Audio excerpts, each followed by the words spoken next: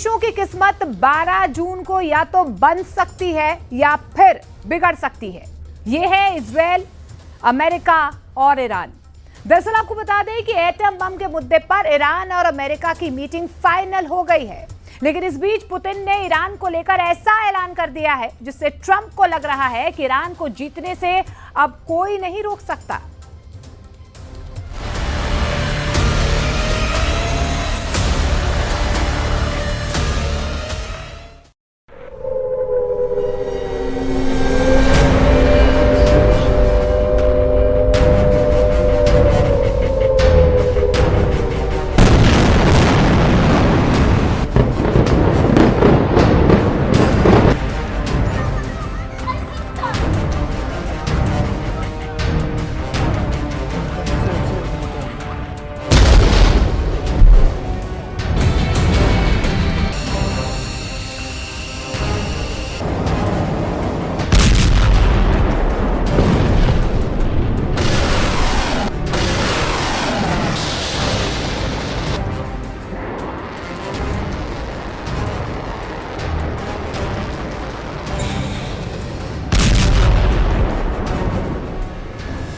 America ने Iran की missile launch होते देखी है।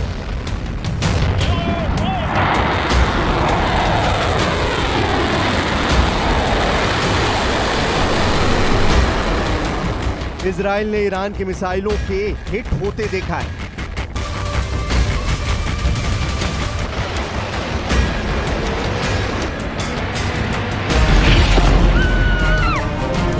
ईरान की इस ताकत में 8 गुना इजाफा करने की तैयारी अब पुतिन ने कर ली, क्योंकि पुतिन और खामनेई के बीच एक डील ने रूस और ईरान के हर दुश्मन को चारों खाने चित कर दिया है।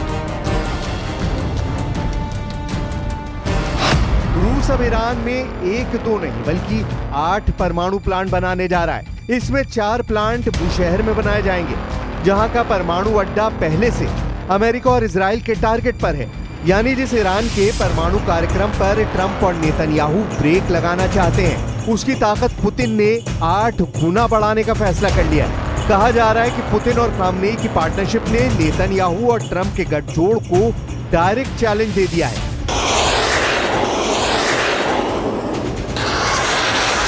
ये खबर इसलिए भी बहुत बड़ी है क्योंकि जिस वक्त ईरान की मिसाइलों का खौफ पूरे इजराइल में फैला हुआ है, जब ईरान के परमाणु कार्यक्रम की टेंशन में पूरा व्हाइट हाउस घिरा हुआ है, जब पुतिन और खामनेई की परमाणु डील ने ट्रंप और नेतन्याहू को बहुत बुरी तरह डरा दिया है, इन हालात में इस सबसे बड़ी डील के 3 मायने निकाले जा रहे हैं। यानी डील एक है लेकिन खबर 3-3 निकाली जा रही है।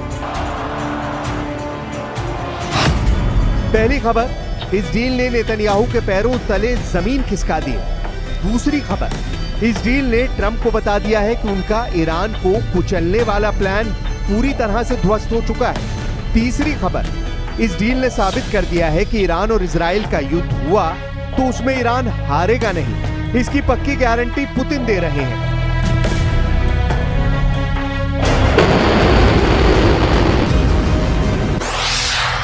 रूस और ईरान की डील बता रही है कि इजराइल के पास बैकफुट पर जाने के अलावा और कोई रास्ता नहीं।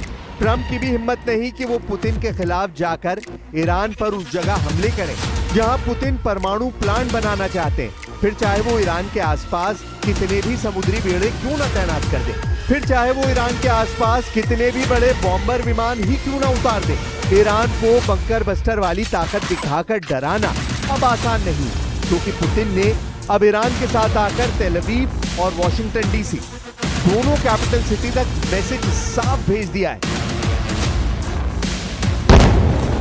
इन सब के बीच इजराइल और अमेरिका को एक और बड़ा झटका देने वाली खबर संयुक्त राष्ट्र की संस्था IAEA यानी अंतर्राष्ट्रीय परमाणु ऊर्जा एजेंसी की तरफ से आई है।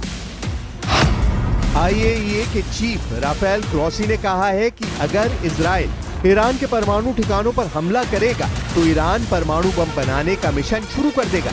इस खबर को इजराइल के मीडिया में टॉप हेडलाइन बनाया गया है।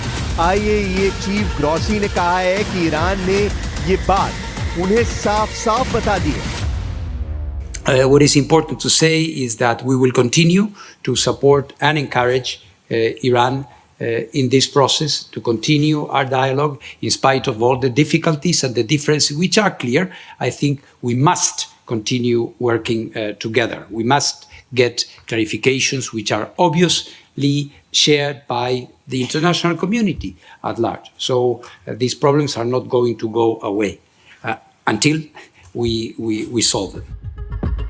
ईरान का परमाणु कार्यक्रम कितना सीक्रेट है, इसके बारे में IAEA चीफ ने बताया है कि वो बहुत ज्यादा सुरक्षित है, उसे खत्म करना आसान नहीं। यानी इशारों में बता दिया है कि जिस गहराई में ईरान के परमाणु सीक्रेट एक्टिव है, वहां तक इजराइल या अमेरिका का बम नहीं पहुंच सकता, या फिर वहां तक पहुंचना आसान नहीं होगा।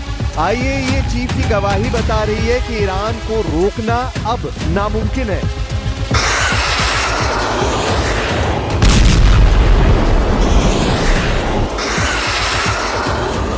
कम बम और मिसाइल दिखाकर तो खामनेई को इजराइल रोक पाएगा, ऐसा बिल्कुल नहीं लगता।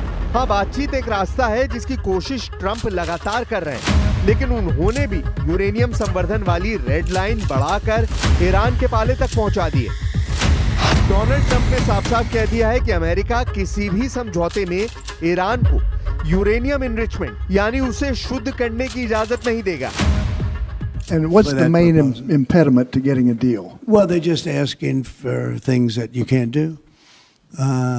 They don't want to give up what they have to give up. You know what that is. They seek enrichment. We can't have enrichment.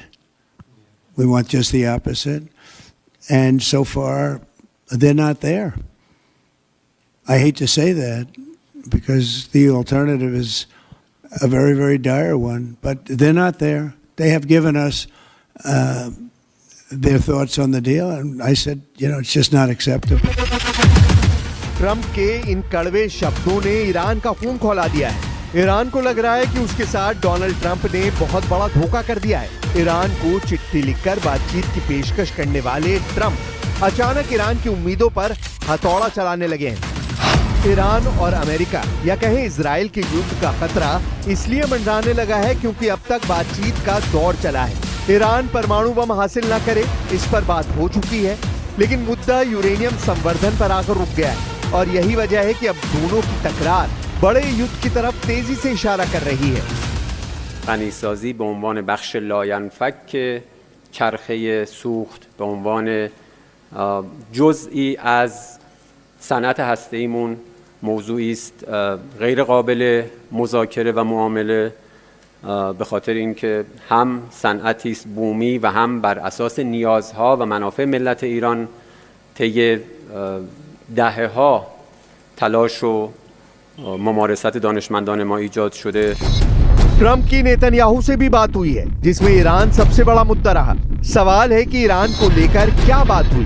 Trump अब ये बताना चाहते हैं कि यूरेनियम संवर्धन को लेकर रेड लाइन क्रॉस होने का मतलब होगा डील टूटना, और फिर ट्रंप क्या करेंगे, उसका अंजाम क्या होगा, इस बात को ट्रंप ने इशारों में समझाया है। Yeah, we discussed a lot of things and it went very well, very smooth. We'll see what happens. We're trying to do something with a country we just spoke about, Iran. Donald Trump ने ये जरूर बताया कि 12 जून बहुत अहम तारीख है। इसी दिन फैसला होगा कि ईरान से युद्ध होगा या फिर ईरान से डील होगी। We have a meeting with Iran on Thursday, so we're going to wait till Thursday. 12 जून वो तारीख है जब अमेरिका और ईरान के बीच छठे दौर की बातचीत होनी है, और ये दिन अमेरिका, इजराइल और ईरान के बीच बहुत बड़ी टक्कर की शुरुआत कर सकता है। ऐसा हुआ तो क्या ईरान डबल फ्रंट के लिए तैयार है, जिसमें उसके सामने सिर्फ इजराइल नहीं बल्कि ट्रंप का गुस्सा भी होगा। यानी अमेरिका जैसी सुपर पावर ईरान से युद्ध के लिए तैयार होगी और तब ईरान को पूरी तरह तबाह कर दिया जाएगा। अमेरिका के ऐसे ही तेवरों को ठंडा करने के लिए ईरान अपनी अंडरग्राउंड मिसाइल सिटी दिखा चुका है, जहां 10, 20 या 100 नहीं, हजारों मिसाइलें हमेशा फायर करने के लिए तैयार रखी गई हैं। इन मिसाइलों में ईरान की इमाद मिसाइल है, सेजल मिसाइल, खैबर शिकन, हज कासिम जैसी बहुत ही खतरनाक मिसाइल शामिल है। ऐसी कई मिसाइल हैं जो ईरान इजराइल पर पहले 2 बार फायर कर चुका है। ईरान एक बार फिर बता रहा है कि उसके परमाणु अड्डों को टारगेट करने की कोशिश की गई तो ये मिसाइल और ड्रोन हजारों की तादाद में फायर किए जाएंगे। इनके टारगेट पर इजराइल और अमेरिका के अड्डे होंगे, जिन्हें ईरान जलाकर राख कर देगा। इजराइल की कैपिटल तेल अवीव, इजराइल का दूसरा सबसे बड़ा शहर और पोर्ट सिटी हाइफा, इजराइल का तीसरा सबसे बड़ा शहर एश्केलॉन, इजराइल का सबसे बड़ा बंदरगाह अशदोद, इजराइल का सबसे खतरनाक मिलिट्री बेस नेवातिम, नेगेव के रेगिस्तान में सबसे बड़ा शहर बीरशेबा।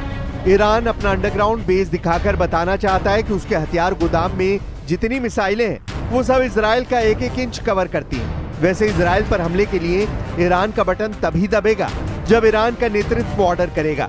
ईरान के सुप्रीम लीडर अली खामनेई भी वार्निंग दे चुके हैं कि इजराइल की दूसरी गलती उसका आखिरी ब्लंडर होगा। इजराइल की चुनौती को ईरान ने 2 बार मुंह तोड़ टक्कर दी है।